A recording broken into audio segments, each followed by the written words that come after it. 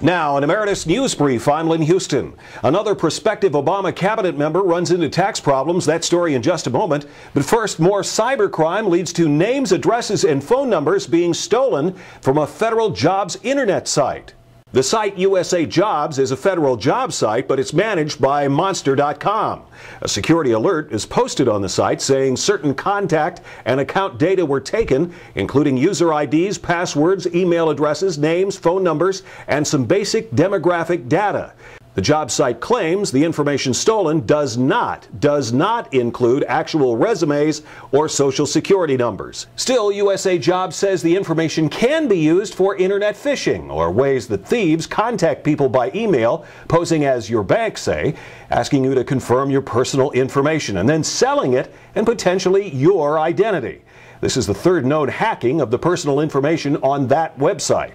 Also today, the GAO released a report saying there remain security weaknesses protecting personal data at the IRS and within processing systems used by both the private sector and government agencies. Details on both stories on the Emeritus News consumer page. Health and Human Services Secretary-designate Tom Daschle has revealed he was late in paying over $101,000 in taxes related to a chauffeured car given him by a Democratic fundraiser.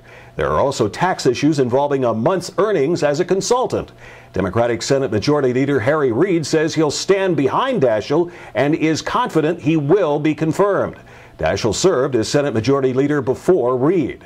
Responding to congressional pressure, the Social Security Administration announces a fast-track process for disability claims. The SSA says, in practical terms, this means that this year, 100,000 to 125,000 disabled Americans, those with the most severe disabilities, will be approved for benefits in about 10 days, instead of waiting 3 to 4 months that it typically takes for an initial decision. More on this story on the Emeritus News Healthcare page. 3 more banks fail and are taken over by the FDIC. Ocala National Bank, Ocala, Florida, closed and purchased by Center State Bank of Winter Haven, Florida. Suburban Federal Savings Bank, Crofton, Maryland, closed and purchased by the Bank of Essex, Tappahannock, Virginia. And Magnet Bank of Salt Lake City has been closed because the bank's finances and operations were apparently such a mess. No other bank was willing to take it over, so the FDIC itself is dealing with the customers. See the Emeritus News Financial Pensions page for more. In health news, an advisory committee to the FDA says the painkiller Darvon and Darvocet should be taken off the market. The FDA is likely to approve that recommendation.